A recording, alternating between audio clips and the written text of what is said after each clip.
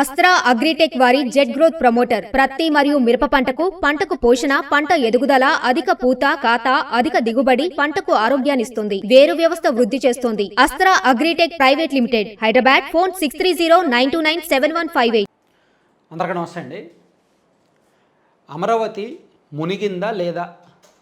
చంద్రబాబు నాయుడు గారి ఇల్లు మునిగిందా లేదా? కరకట్ట రోడ్డు పరిస్థితి ఎలా ఉంది? సీడ్ యాక్సెస్ రోడ్డు పరిస్థితి ఎలా ఉంది?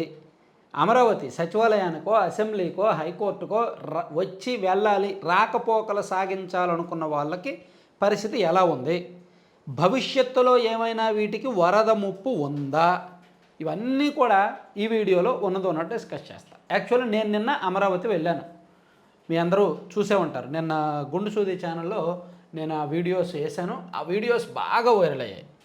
ఇందులో కొంచెం ప్రత్యేకమైన కంటెంట్ చెప్తా. నేను యాక్చువల్లీ నిన్న మనం గుండు సూదిలో వేసిన వీడియోలు బాగా వైరల్ అయ్యాయి.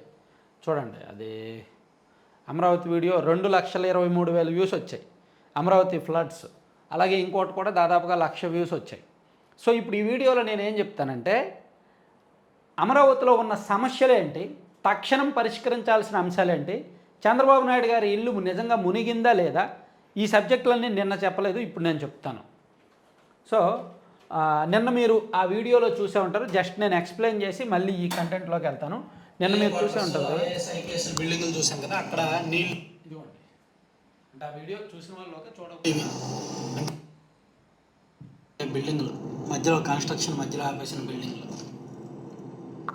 మొన్న ఐఐటి నిపుణులు వచ్చి చూసినవి ఇవే.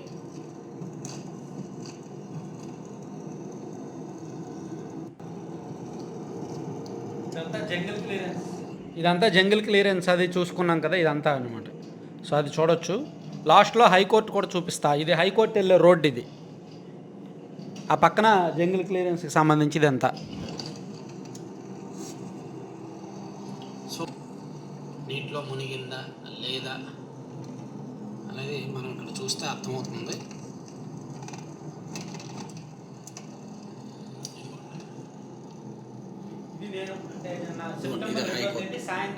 హైకోర్టు అడ్వకేట్స్ క్యాంటీన్ సెప్టెంబర్ 2వ తేదీ సాయంత్రం 5 గంటలకు నేను చూశాను. సెప్టెంబర్ 2 సాయంత్రం 5 గంటలకి. ఎక్కడ కూడా చొక్క నీరు కూడా లేదు. ఇదిగోండి, అంతా హైకోర్టు బిల్డింగే. ఎక్కడ కూడా చొక్క నీరు కూడా లేదన్నమాట. ఇదిగోండి, ఇది మీరు హైకోర్టు చూస్తున్నారు కదా, ఇది సెప్టెంబర్ 2వ తేదీ నిన్న సాయంత్రం 5 గంటలకు వీడియో అది. సో ఇది ఓకే. తర్వాత మనం అసెంబ్లీ అది కూడా చూద్దాం ఒకసారి.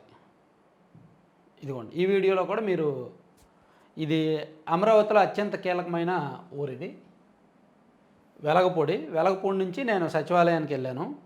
ఇది కూడా మీకు చూపించేస్తా. ఇదిగోండి, ఇది సచివాలయం దగ్గరలో. ఇదిగోండి, ఇది సెక్రటేరియట్. ఇది అంటే నేను ఆ వీడియో చూడడం వాళ్ళ కోసం జస్ట్ ఒక 1 మినిట్ ఇది చూసిన తర్వాత నేను నెక్స్ట్ చెప్పాల్సింది చెప్తా. అసలు ఇక్కడ ఆ మాత్రం నీళ్ళైనా ఎందుకు వచ్చాయి అనేది కూడా చెప్తాను. అక్కడ సమస్య ఏంటి, నిర్వహణ లోపాలు ఏంటి అనేది చెప్తా. ఇదిగోండి, ఇది సెక్రటేరియట్. ఎక్కడ కూడా నీళ్లు లేవు. రోడ్లన్నీ చాలా నీట్గా ఉన్నాయి. చూశారు కదా, ఆంధ్రప్రదేశ్ సచివాలయం. ఇది కూడా నిన్న సాయంత్రం 5:30కి, నిన్న సెప్టెంబర్ 2వ తేదీ సాయంత్రం 5:30కి. ఆ పక్కనే అసెంబ్లీ కూడా వెళ్ళాము. ఇదిగోండి అసెంబ్లీ కూడా రోడ్డు అంతా చాలా నీట్గా ఉంది. ఎక్కడ కూడా వరద నీరు అనేది లేదు. సో అంటే ఇక్కడ చాలామందికి వైసీపీ వాళ్ళకి కోపం రావచ్చు. ఇదేంటిది, అమరావతి మునిగిపోయిందని మేము అనుకుంటున్నాము, మా మైండ్లో ఉంది, మాకేమో అలా ప్రచారం చేయమన్నారు, మీరేమో ఏంటి ములగలేదు అంటున్నారు, మీరు అబద్ధం చెప్తున్నారు అనుకోవచ్చు. చంద్రబాబు నాయుడు గారి ఇంటి పరిస్థితి చెప్తా. సో మీరు కొంచెం ఆనందిద్దరు. కానీ చంద్రబాబు నాయుడు గారి ఇంటి పరిస్థితి కూడా చెప్తా. మీరు అనుకున్నది సగం నిజమే. చంద్రబాబు నాయుడు గారి ఇంటికి కూడా మేము వెళ్ళాలని చూసి ఈ తాడేపల్లి మీదుగా కరకట్ట ఎక్కాలనుకున్నాం. కరకట్ట రోడ్డు ఉంటుంది కదా, అది వెళ్ళాలనుకున్నాం. వెళ్ళడానికి అవ్వలేదు, క్లోజ్ చేశారు. రోడ్డు క్లోజ్ చేశారు. ఎందుకు అంటే అక్కడ రోడ్డు తెగిపోయింది, రిపేర్ చేస్తున్నారు, జేసీబీ వర్క్స్ జరుగుతాయని అన్నారు. సరే అని మేము డైవర్ట్ అయిపోయాం, వేరే రూట్కి డైవర్ట్ అయిపోయాం. లింగాయపాలెం ఉంటుంది కదా, అటువైపు వెళ్ళి అటువైపు అడ్డంగా లింగాయపాలెం దగ్గర సీడ్ యాక్సెస్ రోడ్డు ఎక్కాం. లింగాయపాలెం దగ్గరలో సీడ్ యాక్సెస్ రోడ్డు ఎక్కి అక్కడ నుంచి కొంచెం ఒక 2 కిలోమీటర్స్ వెళ్తే 2 కిలోమీటర్స్ ఏముంది అంతే, దాదాపుగా 1.5 కిలోమీటర్ వెళ్తే అక్కడ నుంచి కూడా కరకట్ట వెళ్ళడానికి ఇంకో రోడ్డు ఉందన్నారు. అక్కడ నుంచి సీడ్ యాక్సెస్ రోడ్డు నుంచి కరకట్ట వెళ్ళడానికి రోడ్డు ఉంది అన్నారు. సో ఇలా వెళ్ళాలని చూస్తే ఇది కూడా బంద్ చేస్తారు, క్లోజ్ చేస్తారు. అంటే కరకట్ట రోడ్డు ఎక్కడానికి కూడా అవకాశం లేదు. ఎందుకంటే అక్కడ నీళ్ళు వచ్చాయి, కరకట్ట రోడ్డు తెగిపోయింది. సో మంత్రి సత్యనారాయణ రాజు గారి ఆశ్రమానికి నీళ్ళు వెళ్ళాయి, చంద్రబాబు నాయుడు గారి ఇంటికి కూడా నీళ్ళు వెళ్ళాయి, ఇంటి చుట్టూ కూడా నీళ్ళు ఉన్నాయి. ఇవి జగన్మోహన్ రెడ్డి గారు చెప్పినట్టు బుడమేరు నీళ్లు కాదు, కృష్ణానది నీళ్లు. ఎందుకంటే ఈ కరకట్ట అనేది ఉందే, ఇది కృష్ణానదిని ఆనుకొని ఉంటుంది. కృష్ణానదిని ఆనుకునే ఇక్కడ చంద్రబాబు నాయుడు గారి నివాసం, ఇక్కడేమో మంత్రి సత్యనారాయణ రాజు గారి ఆశ్రమం అవన్నీ ఉంటాయి.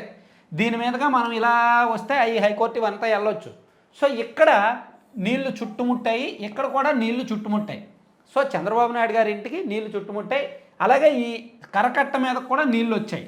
కాబట్టి కరకట్ట రోడ్డు ఆపేశారు, మాకు వెళ్ళడానికి అవ్వలేదు.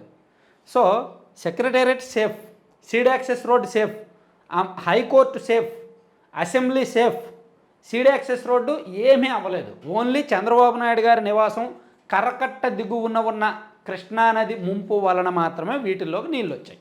ఇది జగన్మోహన్ రెడ్డి గారు చెప్పినట్టు బుడమేరు గేట్లు ఎత్తేశారు, చంద్రబాబు నాయుడు గారి ఇంటి నుంచి మునిగిపోద్దని చెప్పి ఇటు మళ్ళించారు. ఆ లాజిక్ ఏంటో అంత తెలివితేటలు నాకు లేవు. సారీ, జగన్మోహన్ రెడ్డి గారు అని తెలివితేటలు నాకు లేవు.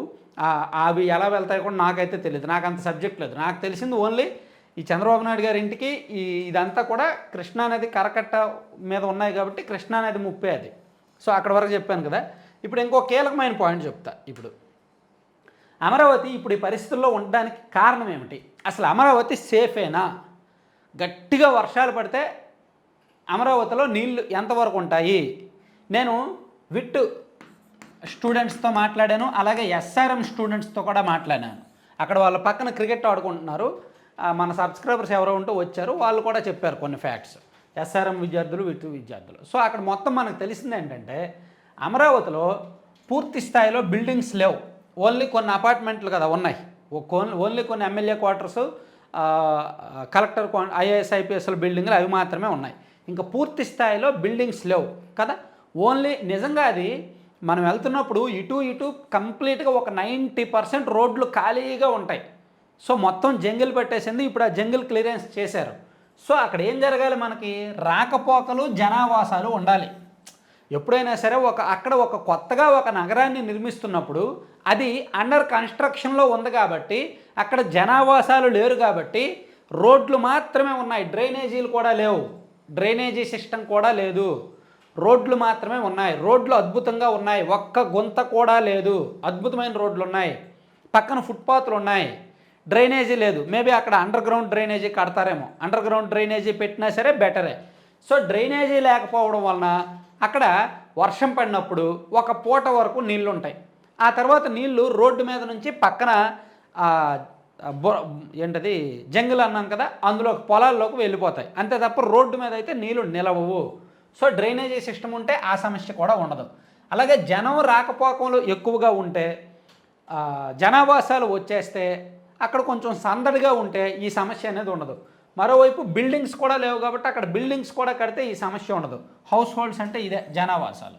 సో ఇట్లా ఓవరాల్గా మనం అమరావతి గురించి చెప్పుకోవాలి అంటే 90% సేఫ్గానే ఉంది. నేను నిన్న విజిట్ చేశాను కదా, ఆ విలేజెస్ అన్నీ చూశాను కదా, 90% సేఫ్గానే ఉంది, ఎక్కడ ఎటువంటి ఇబ్బంది లేదు. లింగాయపాలెం చూశాను, వెంకాయపాలెం చూశాను, వెలగపూడి చూశాను, దాదాపుగా ఒక 6 విలేజెస్ చూశాను. అక్కడెక్కడ కూడా ఇబ్బంది అనేది మనకి ఎటువంటి ఇబ్బంది కనిపించలేదు. అక్కడ ఉన్న ఇబ్బంది అంతా కూడా కరకట్ట మాత్రమే. ఆ కరకట్ట కృష్ణానది ఒడ్డున ఉంది కాబట్టి మాత్రమే, చంద్రబాబు నాయుడు గారి ఇల్లు మాత్రమే. సో వైఎస్ఆర్ కాంగ్రెస్ పార్టీ వాళ్ళు ప్రచారం చేస్తున్నట్టు చంద్రబాబు నాయుడు గారి ఇల్లు ఆ ఇంట్లోకి నీళ్ళు వచ్చాయి అనేది కరెక్టే. సో అటు మేము వెళ్ళడానికి కూడా దారి లేదు. కానీ హైకోర్టు మునిగిపోయింది, సెక్రటేరియట్ మునిగిపోయింది, అమరావతి మునిగిపోయింది, అక్కడికి నీళ్ళు వచ్చాయి, ఇక్కడికి నీళ్ళు వచ్చాయి అనేది మాత్రం అబద్ధం. సో అది ఓవరాల్గా. ఇప్పుడు మీకు నేను నెక్స్ట్ ఈరోజు నైట్ మన ఒక కీలకమైన వీడియో పోస్ట్ చేస్తాను. అది ఓన్లీ వైఎస్ఆర్ కాంగ్రెస్ పార్టీ వాళ్ళ కోసం. ఈ వరద నేపథ్యంలో వాళ్ళు చేసిన రాజకీయం మీద ఒక ఫీడ్బ్యాక్ ఇస్తాను, అద్భుతమైన ఫీడ్బ్యాక్ నెక్స్ట్ వీడియోలో. Thank you.